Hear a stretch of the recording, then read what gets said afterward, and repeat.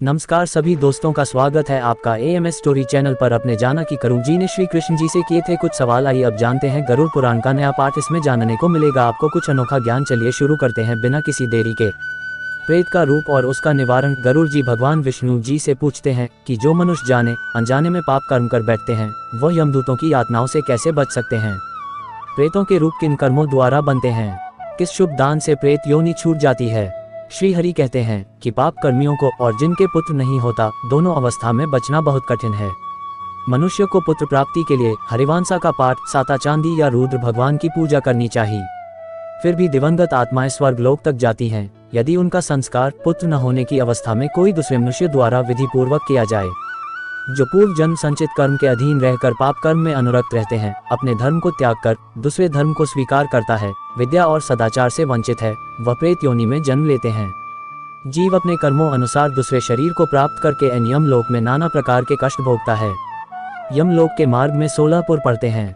संसार में धर्म, अर्थ, काम और मोक्ष ये 4 मार्ग हैं। धर्म मार्ग पर उत्तम प्रकृति वाले प्राणी चलते हैं। अर्थ अर्थात धन धान्य का दान करने वाले प्राणी विमान से परलोक जाते हैं। काम जो प्राणी अभिलक्षित याचक की इच्छा को संतुष्ट करते हैं वह कंधे पर सवार होकर प्रस्थान करते हैं। मोक्ष जो प्राणी मोक्ष की आकांक्षा रखते हैं वह हंस युक्त विमान से परलोक को जाते हैं। राजा बभ्रुवाहना की कथा। त्रेता युग में बभ्रुवाहना नाम के एक बहुत पराक्रमी, तेजस्वी, लोकप्रिय राजा थे। उनके राज में पूर्ण संपन्नता थी। ब्राह्मणों का आदर सत्कार, रीति रिवाज वह पूरी श्रद्धा के साथ करते थे। एक दिन वह अपने मंत्रियों के साथ जंगल में शिकार खेलने गए। एक हिरन पर वार किया। घायल मृग तीर के साथ जंगल के भीतर भागा। राजा भी उसके खून के निशान के पीछे पीछे सुनसान जंगल में जाकर खो गया। भूख और प्यास से परेशान राजा एक झील के पास पहुंचा। झील में स्नान कर ठंडा पानी पीकर जब वह बाहर आया तो उसने एक खूबसूरत अंजीर का पेड़ देखा। अंजीर के पेड़ की छाया में वह बैठ गया। कुछ ही क्षणों में उसने एक भयानक प्रेत आत्मा को देखा जो भूख और प्यास से व्याकुल थी। वह प्रेत आत्मा राजा के सामने आकर बोली, हे राजन, आपकी कृपा से आज मुझे इस दुर्गति से छुटकारा मिला है। मैं आपका आभारी हूँ। राजा के उसकी दुर्गति का कारण पूछने पर प्रेत ने कहा कि वह भी एक देश का राजा था। ब्राह्मणों की सेवा, दान पुण्य नियमित रूप से करता था। पूर्वजों के श्राद्ध भी समय पर निपुण होते थे, परंतु ये सब व्यर्थ हो गया क्योंकि उसके कोई संतान नहीं थी। कोई मित्र, कोई संबंधी जो मेरे मरण उपरांत मेरी अंत्येष्टि विधि पूर्वक करता, जिसके कारण मेरी ये दुर्गति हुई। यदि मासिक 16 श्राद्ध पूर्ण नहीं होते तो 100 वार्षिक श्राद्ध करने पर भी मेरी गति नहीं हो सकती।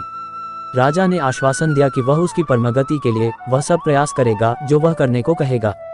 प्रेत ने ये सब विधि कही। विष्णु पूजा, 2 शुद्ध सोने के टुकड़ों से जो धन छल कपट से न कमाया गया हो, श्री नारायण की मूर्ति बनवाकर पवित्र जल से धुलाकर, पीले वस्त्र गहनों से सज्जाकर पवित्र स्थान पर रखकर, इनके पूर्व में श्रीधर, दक्षिण में मधुसूदन, पश्चिम में वामन देव, उत्तर में गदाधारी, इनके बीच में पितामह और माहेश्वर, इन सब की रीति अनुसार पूजा करें। एक सांड को छोड़ने का भी प्रयोजन है। एक शैया, 13 ब्राह्मणों को पद दान और एक सोने से बना मटका दूध और घी से भरा हुआ ब्रह्मा विष्णु महेश को पूजने के पश्चात अर्पित किया हुआ ब्राह्मण को दान में दिया जाता है। जंगल में से अपने मंत्रियों के साथ बाहर निकलकर राजा के द्वारा की गई रस्मों श्राद्धों से उस प्रेत आत्मा को सद्गति प्राप्त हुई। एक अनजान व्यक्ति द्वारा पूर्ण की हुई श्राद्धों की रस्मों से यदि प्रेत आत्मा को गति मिल सकती है तो पुत्र द्वारा संपन्न किए जा पर कितना लाभ हो सकता है। जो भी इस पवित्र कथा को सुनता है या दूसरों को सुनाता है कभी भी प्रेत योनि में नहीं जाता। धन्यवाद दोस्तों, अगर आपने यह अध्याय भी सुन लिया है गरुड़ पुराण का तो इसके बाद आपको संपूर्ण जानकारी के लिए दूसरा अध्याय भी सुना आवश्यक है, क्योंकि अधूरा ज्ञान बहुत हानिकारक होता है। तो हमारी प्लेलिस्ट पर जाकर गरुड़ पुराण को देखें और हमें सपोर्ट करें।